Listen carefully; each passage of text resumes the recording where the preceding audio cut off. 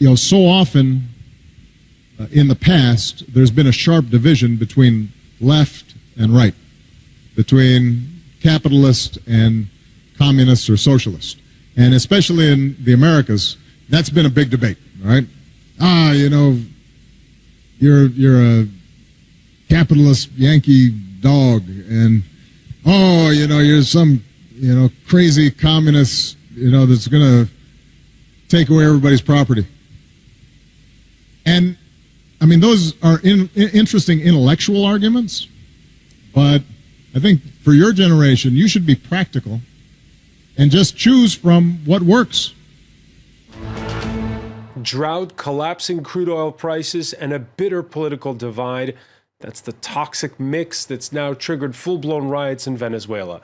The heyday of Hugo Chavez long gone. As his successor fights off moves to chase him from office by a new right-wing majority in parliament, the rationing in the streets now extends to electricity, with schools shut, and the president this week declaring a 2-day work week for civil servants. All this while the country runs short of even paper to print money. Can Nicolas Maduro... The eyes of Hugo Chavez looking over Caracas. But now he's dead. And the poor living there in the barrios, historically his political base, have turned against the movement he created, Chavismo. And here they are now. In the country with the world's biggest oil reserves, they're queuing for the essentials of everyday life. And they're angry. Y no han hecho nada, puro bla bla, no tienen planes, no tienen programas, no tienen nada, y uno calándote de esa cola, muriéndose de hambre. No hay ni agua ni para tomar. Queremos comida, que los solucionen aquello por nuestra situación. Lo que estamos sufriendo es el pobre. Necesitamos medicina, comida, agua. No tenemos luz, no tenemos agua, no tenemos comida, no tenemos medicina. ¿A dónde vamos a llegar? ¿Qué vamos a esperar? ¿Qué vamos a esperar? ¿Que se termine de ir el país? ¿Para dónde? Filming in Venezuela is tricky, and that includes the supermarkets. The government has fixed the price of rice, flour, even loo roll. So a way round the fixed pricing system is you don't get toilet roll, you get kitchen roll. But this is much more expensive. You can get toilet paper, but at a price on the black market. This is illegal, but no one dares stop it. Without the black market, the country would crunch to a halt.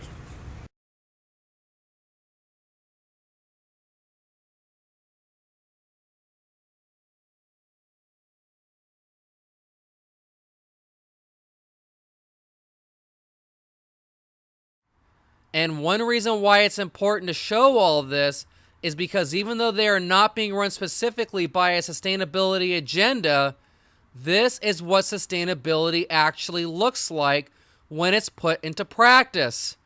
Everything is rationed and nobody has anything. And so I like this meme, which I think sums everything up. Venezuela, year-round growing season, temperate climate, some of the most desirable tourist locations on Earth, and world's largest proven oil reserves. What if we add a little socialism? And then you see the picture at the bottom.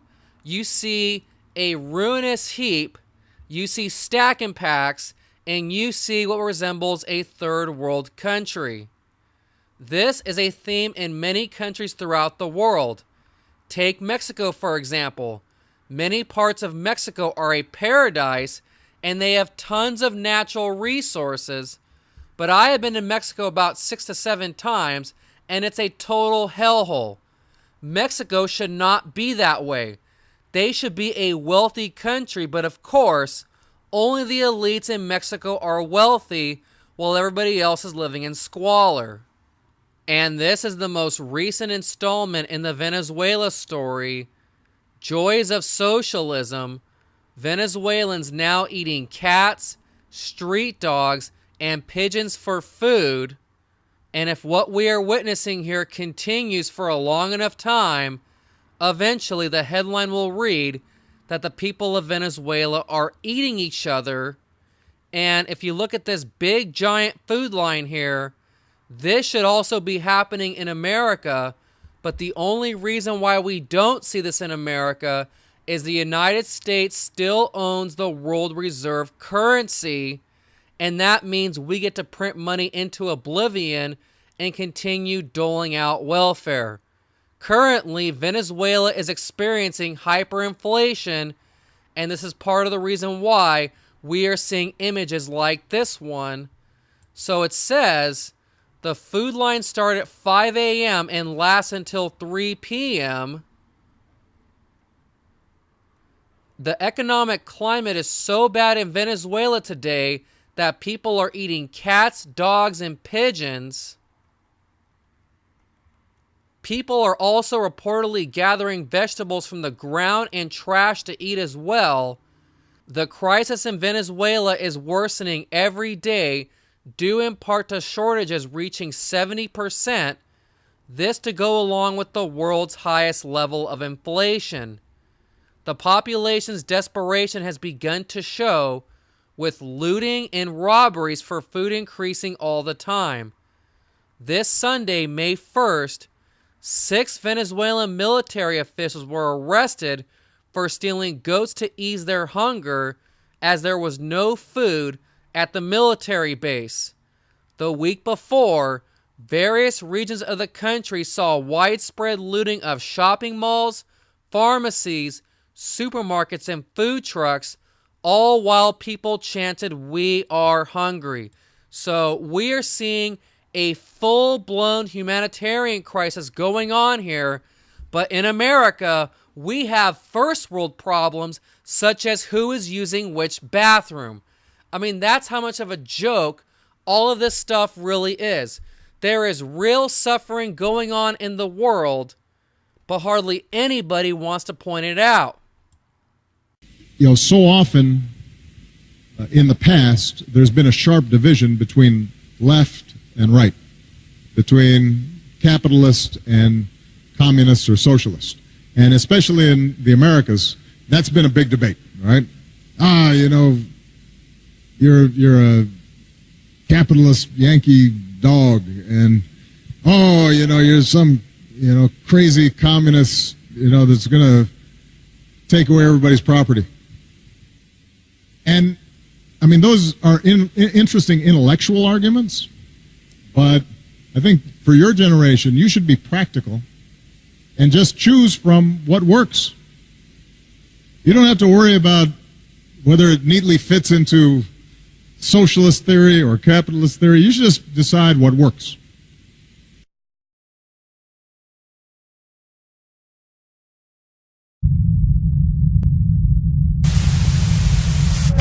This is Gradowski of WeAreChange.org here in the barrios of Caracas, Venezuela, one of the top murder capitals of the world. What am I doing here? I'm crazy. As a journalist, I try to give you stories that all the other journalists are afraid to show you. I want to show you the raw truths of exactly what's happening in this world, but I think I did too much coming here to Venezuela. I'm joined by another crazy man, the one and only Jeff Berwick of the Dollar Vigilante. And the things that we have experienced, the things that we have seen here in Venezuela are absolutely insane. Jeff, just go off some of the things we saw here. Well, I think just coming out of the airport and being told we actually were met by some people that we knew, and them telling us that this is the most dangerous areas just walking out of the airport. And then we found out after we left that just a few hours earlier, a man was killed. They attempted to rob or kidnap him, and then he was killed. That was just our initial. Of course, we had to change money inside the airport because to get the amount of hyperinflation here is actually just unbelievable. You need a backpack full of money to buy a dinner. And then once we got into town, it was just crazy story after crazy story of, and we're just seeing the lineups. This is a true country in collapse. This is a hyperinflation and socialism reaching its ultimate end. This is a true economic Armageddon. Venezuela is in a state of emergency right now. Its currency has been devalued 92% since the last 2 years alone. And the things we have been experiencing here, I mean, I grew up in Brooklyn in the 90s. I saw people shot, I saw people stabbed, my friends got killed. I went through all that, but what I've experienced here is far more than I thought I would ever see anywhere in the world. And it's like the criminality is brought on by the government as a way to control the people. Like, we were driving by and our fixer showed us this huge building. And he was like, yeah, this is a building, a skyscraper, that's being run by a criminal organization. There's people squatting in there, and this is where all the kidnapping happens. But you walk around town, and there's government mandated signs saying gun-free zones everywhere you go, and no smoking signs. While there's massive, incredible crime, our fixer lost 2 of his best friends who were murdered on 2 separate incidences just 6 months ago alone. I mean, we were out just walking around last night. Just tell us, like, what was like that experience for you?